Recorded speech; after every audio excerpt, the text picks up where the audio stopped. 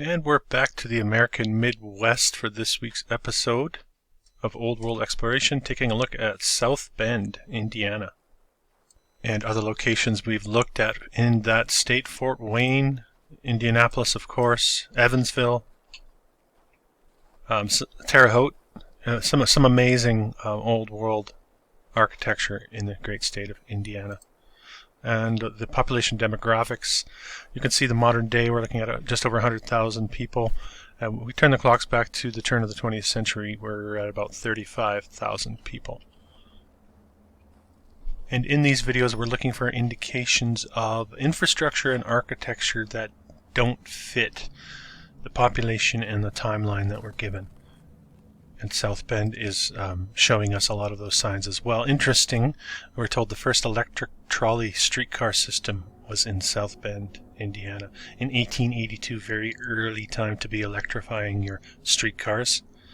I'm pretty sure I've seen that claim to fame in other locations as well. It's interesting when you do this research how many locations share the same claims to fame, I guess, if you will. But we'll be looking at the architecture. And this is the American Trust Company Bank. You can see the structure here that you saw on the postcard. The width of the streets is always interesting. The sidewalks, the cobbled streets, the stonework, the level of skill, the volume of labor it would take to construct these buildings does not seem to be there according to the historical narrative that we're given. We have to attribute these builders of the past with superhuman strength and skill just to allow for all of this to have been done in these time frames.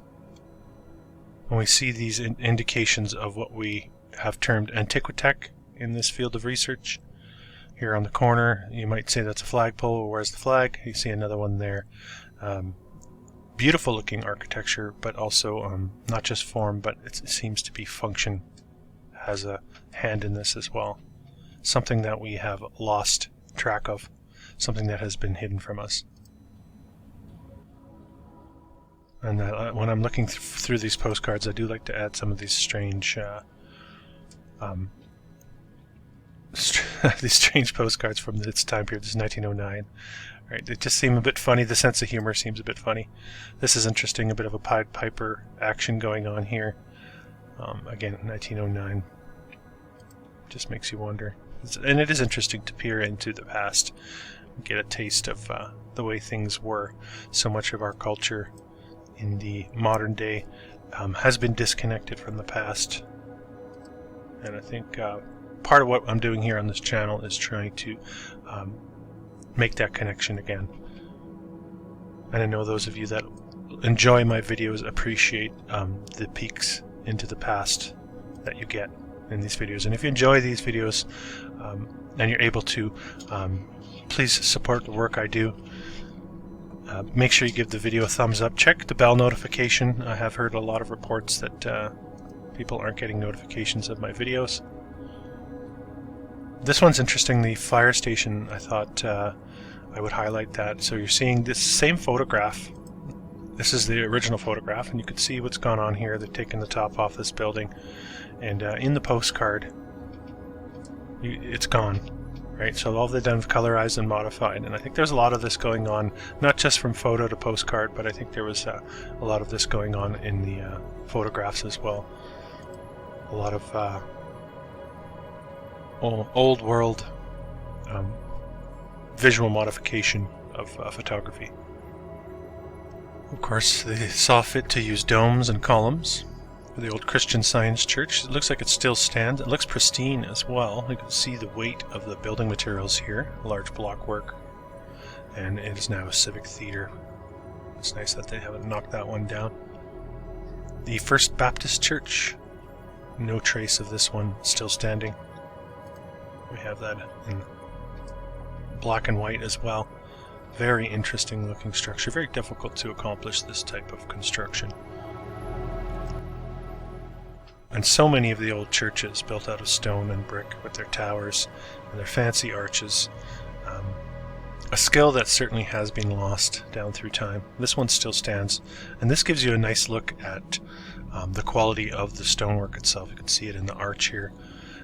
You can also see the sign telling us the year it was built, which I have hypothesized that are a part of the deception, slapping dates on these structures to give us a false start historical narrative. There's another nice look at one of these arches, almost what you might call Richardsonian. Very precise stonework. And really no shortage of churches. And it's interesting because you hear whispers these days of many of these religious organizations going bankrupt, or deep in the hole financially. We would have to attribute a vast sum of wealth and resources to these institutions to have been able to build all of this in such a short period of time. This would be the interior of the Church of St. Adalbert. Very, very complex roof system here. Statues in the walls. And not something that you would think or expect to see in a place like South Bend, Indiana. Unless you do this research and you realize that these things are everywhere. St. Patrick's Church. Again, a very, very high quality construction. We also have what are known as rosette windows. Many have hypothesized about the cymatic patterns in these windows and their possible relation to frequency and sound and healing. And these are all just theories and speculation. I would suspect also even the shape of the roofs themselves would lend to the acoustics as far as that goes. St. Paul's, which still stands, I just have a picture of the doorways, and again you can see the very, very high quality of construction going on here in South Bend, Indiana. The old Citizens Bank and Trust Company, and this is a modern day shot of that, and this is kind of gives you an indication of, well, what they do to these buildings. Sometimes there seems to be a lot more interesting character going on in the postcards than you see in the modern day. There's often a flattening going on, a dulling, making them plain, whatever you want to call it. The old City Hall, supposedly built in 1902 and demolished in 1970. That would be a 68-year lifespan for such a structure, built out of stone. Easily could stand for several hundred years. And so many of these have faded into the past, and really one of the reasons why I make these videos is to bring them back to life and to show people that these once existed here and how much richer it once was. Here's the modern City Hall. So many schools as well with that very similar architecture. Very early time period on this one, 1854, the old courthouse. And we're to believe that in 1857-58 it was cut of Athens stone. Really not fitting. Not fitting what you would expect. Typically, buildings from that era in these locations are said to have been log structures that end up burning and then being replaced by these stone structures. All part of the deception, I suspect. And I've seen these patterns repeat throughout my research. So it begins to look like a script. 1897, a busy time in South Bend. The courthouse with its dome. You can just imagine how easy it was to build domes back then compared to the modern day. You really just don't see it anymore. It's quite a feat of engineering and architecture, of course. Very solid looking structure. Now this one is not in South Bend, but I felt the need to add it in Elkhart, Indiana. The old Buckland Opera House, a gorgeous, gorgeous structure with its mansard style roof, built in 1884, we're told, and just a glimpse of the texture on this building before it met the wrecking ball. Looking very, very old and worthy of inclusion. And of course no shortage of gentlemen's clubs. And I like this one because the postcard doesn't really jump out at you, the Farmers Trust building, but this one still stands, and when we take a closer look at it in the modern day, you can see it's surrounded by its modern brutalist architecture, boxes. You can get a real sense of how intricate the details are, and also how old the brick appears to be. We've got these what look to be terracotta tile reliefs going on. Nice looking structure, again looking quite old. And very, very, of course, complex architecture. But we'll move on to another church, the First Christian Church. We have an old school here, multi-storied structure, very difficult to build in such a manner.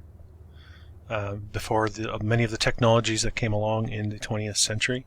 So we're having to keep that in mind as we look at a lot of this architecture, that the amount of labor and the degree of difficulty is much higher before all the technologies that we're so familiar with came into being in the 20th century.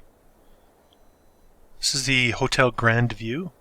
You can see the timeline there, 1890s, that very, very busy decade of the 1890s. I've come across hundreds, if not thousands, of structures said to have been built in the 1890s. And not just in North America, we're finding that as we go abroad to many of the other cities. It seems to be a real hinge point in the reset timeline. The Hotel Jefferson, again, not looking a little bit more boxy, of course, but you have a bit of decoration. Hotel LaSalle in a similar boat, but we do get a look at some of the interior, and often overlooked and maybe not as appreciated, and certainly not accounted for in the timelines, is the finishing aspect of these structures. Many of them are finished in stone, very, very intricate woodwork, very high ceilings, very, very ornate. That would take a very, very long time to finish in such a manner. And when I say that, I speak from experience, and I've done a lot of that fancy finishing work, high-end finishing work in the modern day with all of the modern tools we have for cutting and shaping. To think that all of this was done, or much of this was done by hand, is just, the timeline does not allow for it. Unless they were pre-planning the build on these things for decades in advance, it becomes absolutely absurd. And there's a Hotel LaSalle in the modern day.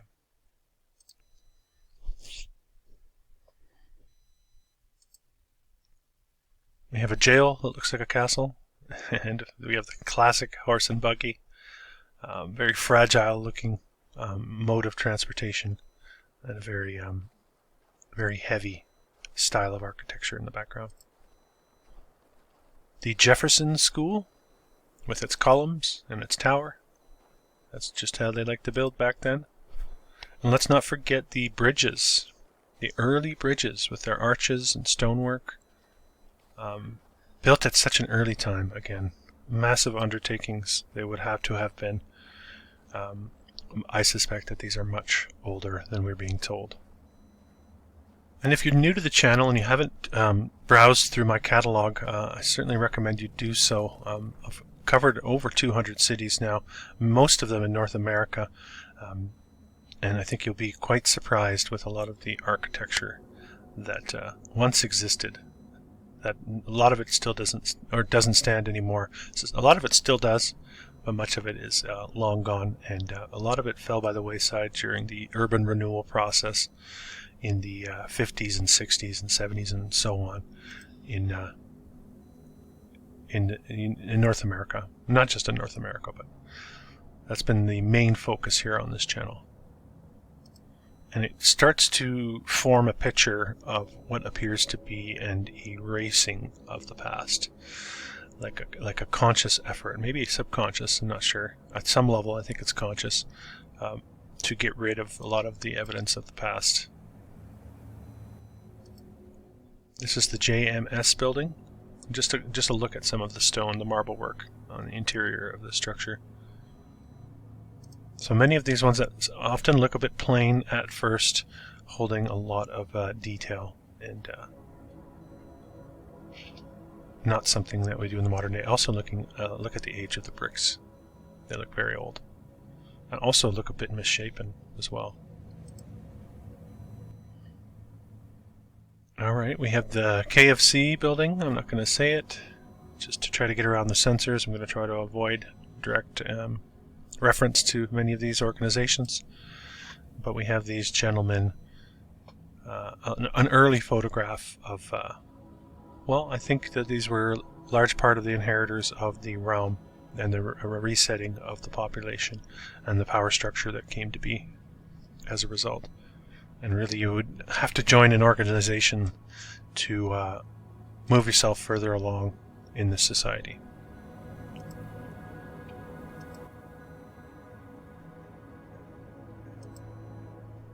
And we move on to Notre Dame University, well known for being the Fighting Irish, strong football teams, sometimes strong basketball sports, looking like we have an old world campus of some sort. This is the Washington Hall. And here you can see the chapel and the main building in the background. We'll get to the main building because it's got a very silly narrative attached to it. But there we have an overview. What could have easily been a courthouse or a state capitol almost. But there's so many of these post-secondary education campuses are hoarding and hiding a lot of the old world, I suspect. Here's the interior of the chapel.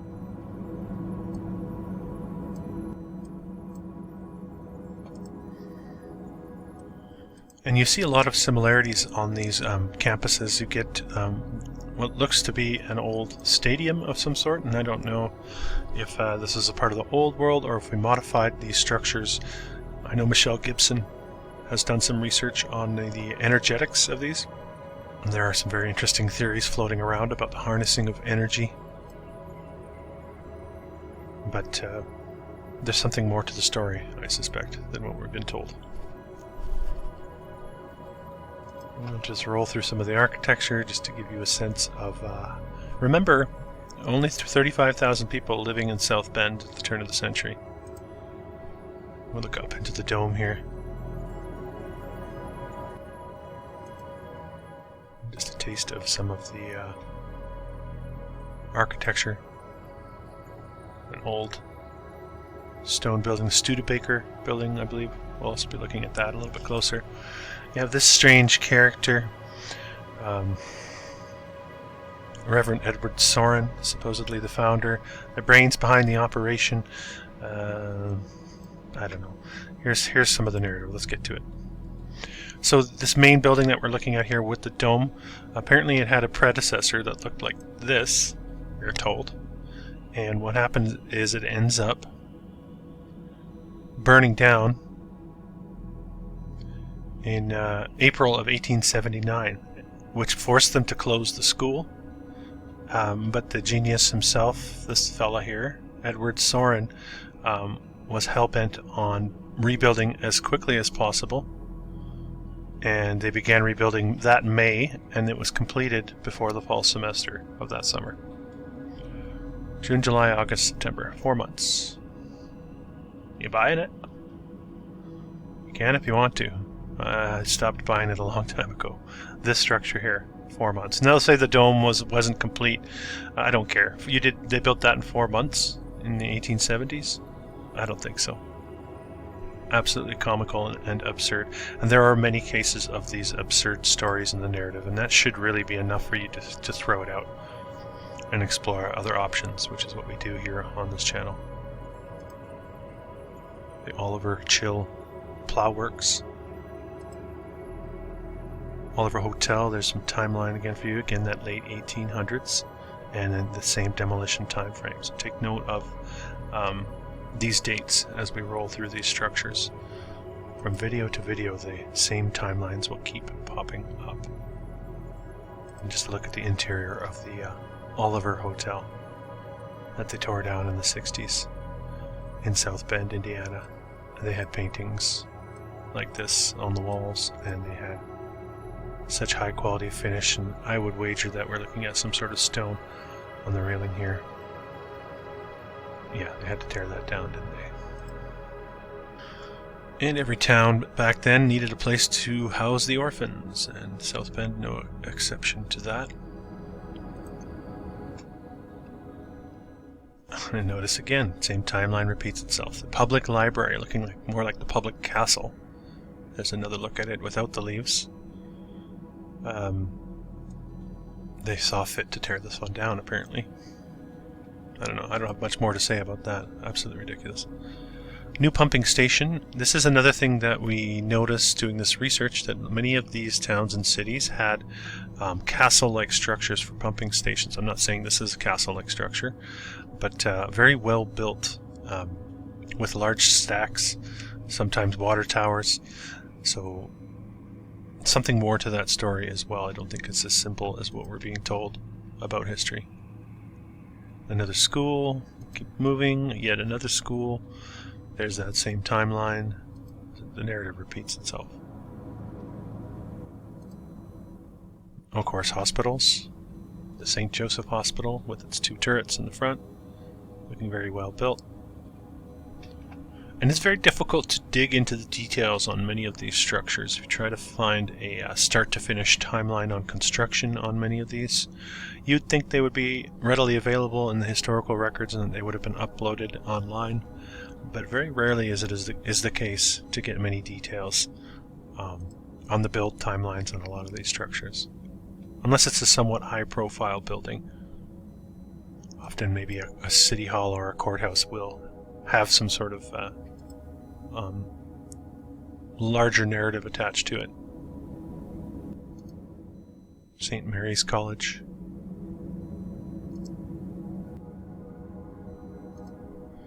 Very interesting as well, the old standpipe in South Bend.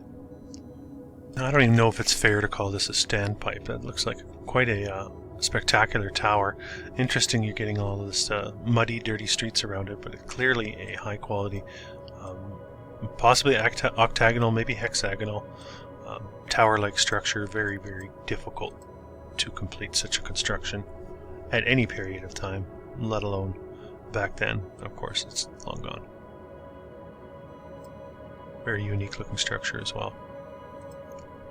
Alright, we come to the Studebaker Brothers Manufacturing. So we have this depiction of this mansard-style dome structure here, but it also looked a lot larger in some of these. Very industrial, looked a lot larger. How many stories per building? 1, 2, 3, 4, 6 stories over here. Absolutely massive complex. Makes you wonder. The Studebaker School, Studebaker Brothers Administration Building. So I think this is all part of the inheritors narrative. A lot of this big industry tycoons, the robber barons, laid claim to many of these locations and cranked up industry for the New World and the people of the New World. J.M. Studebaker Building. Studebaker Fountain. You gotta have the fountains to cool the antiquitect of the old architecture. And another depiction of the factory. As we come to the end of the file, I think it's important to reflect on the exponential population growth at this period of time in this part of the world, much like other parts of the world, and try to make sense of how all of this architecture and infrastructure, how would they have been able to coordinate all of this? The degree of planning that you would need and foresight you would need to see what's coming and to plan for that and build all of this architecture and infrastructure, there seems to be no logic in it from my perspective. And of course many of these cities having very ornate theaters as well, making me wonder a lot about the performing arts and how the importance of the performing arts in the old world. And many of these, of course, getting converted into movie theaters before some of them get torn down. Some of them still stand. This is the Granada Theater. This is angels and statue work going on up here in Pediment.